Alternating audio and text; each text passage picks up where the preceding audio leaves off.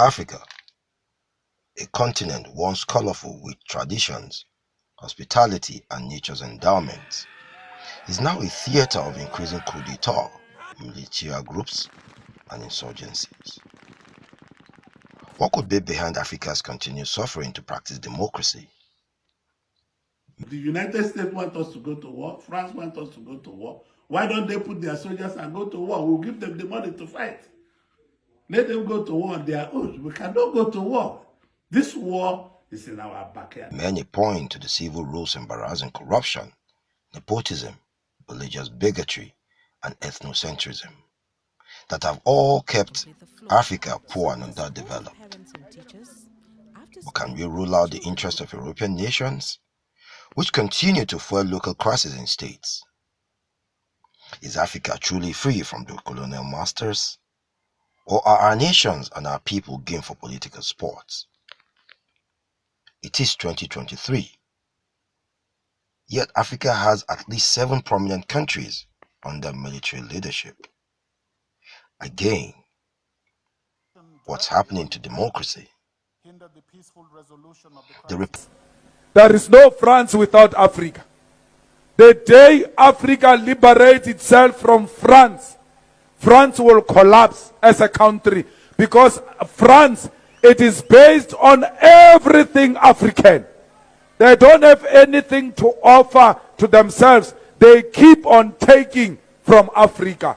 So please, let's make sure that we plow the idea of African unity. We may not be there when Africa gets one president, but we'll be the ones who have planted that idea amongst our children. The Republic of Chad, the Republic of Niger, Burkina Faso, Mali, Guinea, Sudan, and now Gabon have military takeovers. Ironically, they are mostly French colonies. Join me as we profile these countries. Chad, a country with a population of 16 million, considered to be second lowest in Human Development Index with 0.394 in 2021, placed 190th, and a least developed country facing the effects of being one of the poorest and most corrupt countries in the world. It has a debt to GDP of 44.70%. It is currently ruled by military leader Muhammad Idris Deby Itno. Burkina Faso. This country is poor even by West African standards.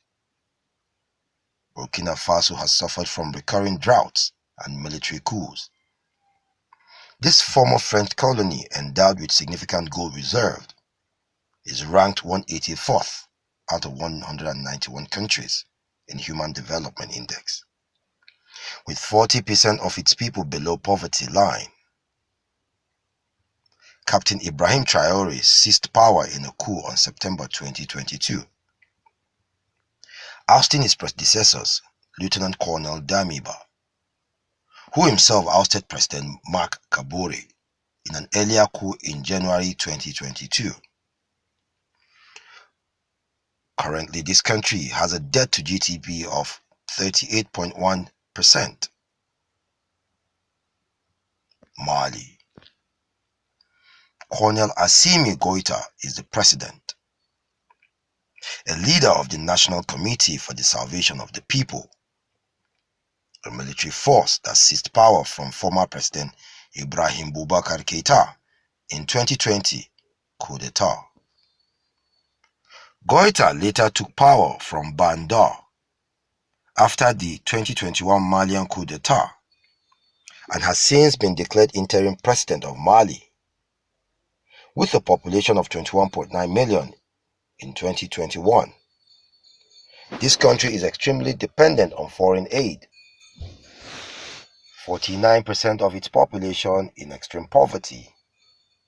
It also has a debt to GDP of 56%.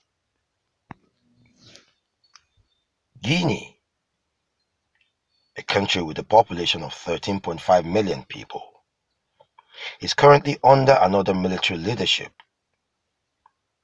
Lieutenant Colonel Mamadi Doumbouya, the commander of the nation's special forces, overthrew President Alpha Conde in a coup in September 2021, whom he accused of rampant corruption, human rights abuses, and mismanagement. This French colony has a GDP of 43.30% and is one of the poorest nations in the continent.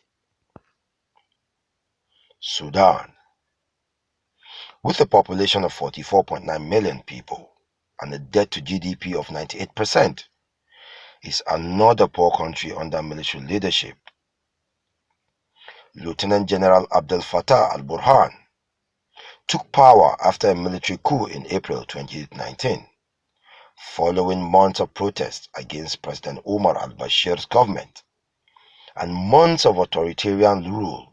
This country is also one of the French colonies. Niger. In 2021, Niger was listed the least developed nation in the world, with a population of 24.4 million, of which 3.8 million of them requiring constant humanitarian assistance to survive. This country has debt to GDP of 51.20%. Little wonder the country is currently under a military junta led by an ex-UN peacekeeper, General Abdurrahman Chiani. He seized power from unelected President Mohamed Bazoum, a move considered undemocratic, and has created an impasse between the ECOWAS and the current leadership over restoring democracy and, most importantly, the release of the ousted President Bazoum, who currently is on house arrest.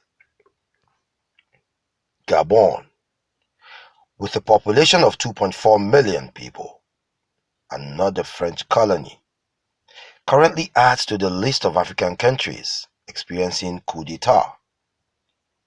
Led by Brice Clotaire Oligui Nguema, the commander-in-chief of the country's most powerful security unit.